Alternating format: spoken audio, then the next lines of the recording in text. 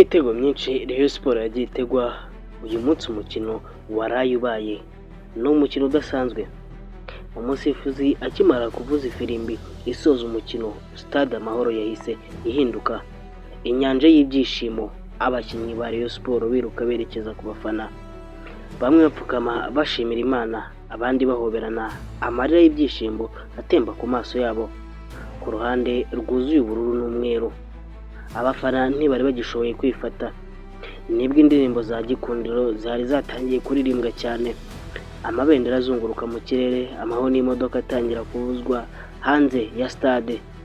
Mu kanya gato cyane ibyishimo byari byamaze kugera no mu mihanda ya Nyamirambo, Cosmos kuri 40 no mu bindi bice bya Kigali. Abafana bari kubyina, baririmba, bahoberana, buri wese agaragaza uko yishimiye intambwe ikomeye iyi kipe yabo yari imaze gutera. Rayon Sports yari imaze kugera mu mukino wa nyuma wa Sekafa Kagame Cup nyuma yo gutsinda Jamus ibitego 3-1. Ariko mbere yuko ibyo byishimo bitangira gusakara mu gihugu hose, habaje kuba iminota 90 y'umupira mwiza, ubuhanga n'ubutwari byatumye gikundiro yandika amateka mashya muri rushanwa. Uvuze umusifuzi yatangiza umukino, Rayon Sports yagaragaje ko yinjiye mu kibuga ifite intego imwe rukumbi, gutsinda no kugera ku mukino wa nyuma. Ni ukuvuga ko gutsinda kwa Rayon Sports byatumaga igera ku mukino wa nyuma wa Sekafa Kagame Cup iri kubera mu Rwanda. Mu kibuga hagati, Mudeyi Akbar yari ameze nk'umuyobozi wa orchestre. Buri mupira wamucagaho yawutegerezaga neza, agahuza bagenzi be, akanagenzura umuvuduko w'umukino. Ubwo hari hamaze iminota mike cyane amakipe ashakisha uburyo yabona izamu, Mudeyi Akbar yatangiye igitero cyiza cyane, ahereza umupira Iradukunda Eritatu, awuha Nshimiyimana Emmanuel awuzamura mu rubuga rw'amahina, maze umupira ugarukira Mudeyi Akbar ubwo wahise awushyira mu izamu. Igitego cya mbere cya Rayon Sports kiba kirabonetse, stade yose ihita isakuza, abafana ba gikundiro bahagurukira icyarimwe, amajwi yabo yumvikana impande zose za Stade Amahoro. No ku gice cya mbere kirangira Rayon Sports iyoboye umukino n'igitego 1-0 cya Mudeyi Akbar. Ariko Christian Francis Haringingo ntiyigeze ategeka ikipe yo gusubira inyuma ngo irinde icyo gitego, ahubwo yasabye abakinnyi be gukomeza gukina umupira bafite icyizere, bakomeza gusatira no gushaka ibindi bitego.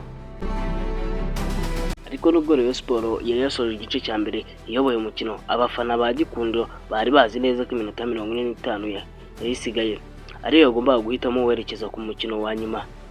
Na Jamus bari bahanganye nayo ntiyari yemeye kuva mu mukino byoroshye, kuko nubwo yari yamaze gutsindwa igitego 1-0 harasigaye indi minota 45. Niko gusubira mu kibuga rero mu gice cya kabiri ifite inyota yo kwishyura, itangira gusatira cyane ishaka igitego cya igaro mu mukino. Ariko icyo gihe nibwo Rayon Sports nayo yerekana itandukaniro ryayo, ntabwo yakinye ifunze inyuma, nta nubwo yatunguwe cyane ngo ishyirweho igitutu n'ikipe ya Jamus yumve yarinda igitego kimwe yabonye, ahubwo yakomeje gukina umupira wayo ituje, yubaka ibitero buhoro buhoro. Buri mukinnyi yarazi neza icyo asabwa. Ku munota 56 haza igitero cyahinduye isura y'umukino. Issa Jigiba azamukana umupira awukuye mu kibuga hagati, abakinnyi ba Jamus bagerageza kumwambura, ariko bakora ikosa rikomeye. Umupira usanga Ibrahim Jingare ntiyigeze awutegereza, ntiyigeze awuhagarika, yawuteye rimwe, umupira ugwa mu rucundura. Niko igitego cya kabiri cya Rayon Sports cyese kiboneka. Abafana bongera gusimbuka, Stade Amahoro irongera iraturika, abakinnyi ba Jamus batangira kumva igitutu cyiyongera, mu gihe gikundiro yarushagaho kwizera ko urugendo rwayo rugana ku mukino wa nyuma rutagihagaze. Nibwo haje kuboneka igitego kimwe cyabagaruriye icyizere. Rayon Sports ntigeze ihungabana, kuko Jamus nubwo yari imaze kubona igitego kimwe, Rayon Sports yari ifite 2. Ubwo bivuze ko Rayon Sports yari ifite 2-1. Ahubwo nibwo yaragaragaje ikintu cyatangaje benshi, ubumwe no kwihangana no gukurikiza amabwiriza y'umutoza kugeza ku munota wa nyuma. Umutoza Haringingo Francis Christian Mbaya, iminota yagendaga ishira, ariko gikundiro ntiyakiragaho, yakomeje gushakisha igitego cyarukuraho burundu amakenga yayo, cyangwa cyatuma ikomeza kugira icyizere yerekana ubushobozi bwayo bwo gutuma batayijyanye n'andi makipe. Maze ku munota wa 86 haboneka umwanya mwiza, Tambwe Gloire ahabwa umupira ahangana n'ubwugarizi bwa Jamus, akoresha ubwenge bwinshi, areba aho umuzamu ahagaze, hanyuma arayigarika. Nibwo igitego cya gatatu cyahise kiboneka, nuko ibitego biba 3-1 ku munota wa 86. Umupira uhita uruhukira mu izamu.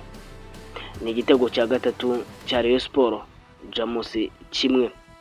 Aka kanya intebe y'abasimbura irahaguruka yose, abakinnyi biruka bishimira igitego, abafana batangira kuririmba baranguruye amajwi, kuko bari bamaze kubona ko itike ya finale itakibacitse habe na gato.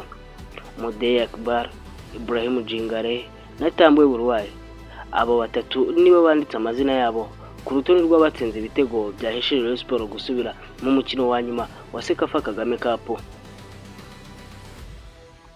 Ariko nyuma y'iminota 90 nyuma y'umukino hari ikintu kimwe abantu benshi batashoboye kwirengagiza. Ntabwo bavuga gusa Mudee Akbar, ntabwo bavuga gusa Jingare cyangwa Tambwe Burwari, ahubwo izina ryagarukwaho cyane ni izina ry'umutoza Haringingo Francis Christian. Abafana benshi bahise bavuga ati uyu ni mwarimu w'umupira w'amaguru. Kandi koko iyo usesenguye uko Rayon Sport yakinnye uyu mukino, usanga atari intsinzi yaturutse ku mahirwe, yari intsinzi yubakiye ku mitegurire myiza. Abakinnyi bakinaga bafite ituze, buri wese yarazi umwanya we. Iyo batakaje umupira bahitaga bawugarura nk'ikipe imwe, iyo bawufite ntibawutakarizaga ubusa. Byagaragaza ko buri mukinnyi azi neza inshingano ze. Ikindi cyatangaje benshi nuko Rayon Sport irimo amasura mashya menshi, kuko mu bakinnyi bari basanzwemo muri sezo yashize 2025-26, mu bakinnyi bakinnye umukino bake muri bo nibo bakiri muri Rayon Sport, kuko harimo Kabang Ganiju na Tambwe Burwari. Ni ukuvuga ko iyi kipe irimo abakinnyi batatu bakinnye sezo yashize, abandi bose ni bashya. Abandi bo bonyine batatu bari basanzwe muri ekipe, abandi bose ni abakinnyi bashya. Ariko iyo barebaga uburyo bakinaga bagira ngo bamaze imyaka myinshi bakinana. Icyo nicyo benshi mu bafana bise akaboko k'umutoza. Nta gushidikanya ko Francis Haringingo amaze kubaka ikipe ifite icyizere, ikipe irwanira hamwe kandi itajya icika intege. Kuko n'igihe Haringingo Francis yari ari muri Kiyovu ifite ibibazo byinshi, yabashije kuyiha uburyo bw'imikinire, ifite ibibazo bya mwikoro, ifite ibibazo by'abakinnyi, ifite ibibazo by'ibihano bya FIFA. Ariko ibyo byose ntibyatumye Haringingo atagaragaza ubushobozi bwe muri ekipe, ari naho havuye gutuma Rayon Sport imuha akazi. Nubwo nabyo byajemo impamvu nyinshi zateye no kuba baregwa, ariko bikaza kurangira Haringingo Francis afashe ikipe ya Rayon Sport, habaye ubwumvikane hagati y'abayobozi ba Rayon Sport ndetse na Kiyovu Sport. Nyuma rero y'umukino byari bindi. Nyamirambo yari yuzuye indirimbo, Cosmos yari yuzuye abafana muri 40 naho nuko imodoka zacurangaga amahoni, amabendera y'ubururu n'umweru azunguruka mu kirere, ndetse naho bari bari hose abantu bahoberana, abandi babyina mu mihanda. Hari n'abageze aho bavugaga amagambo yuje ibyishimo, bavuga ati niba tugeze kuri urwego dusigaje gukinana FC Barcelone.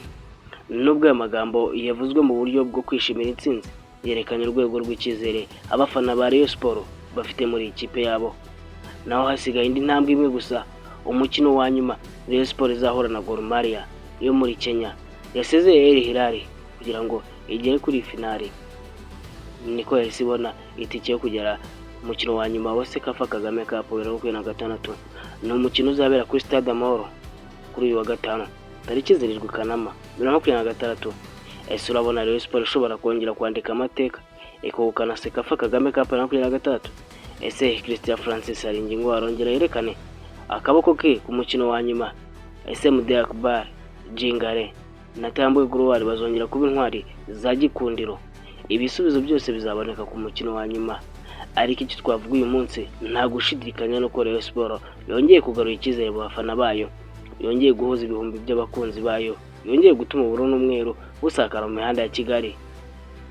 Kandi nibikomeje gukina muri ubu buryo, abakeka kitagera kure muri irushanwa bashobora gutungurwa nuko igikombe cya Sekafa Kagame Cup 2026 cyasoreza urugero rwacyo mu maboko ya gikundiro.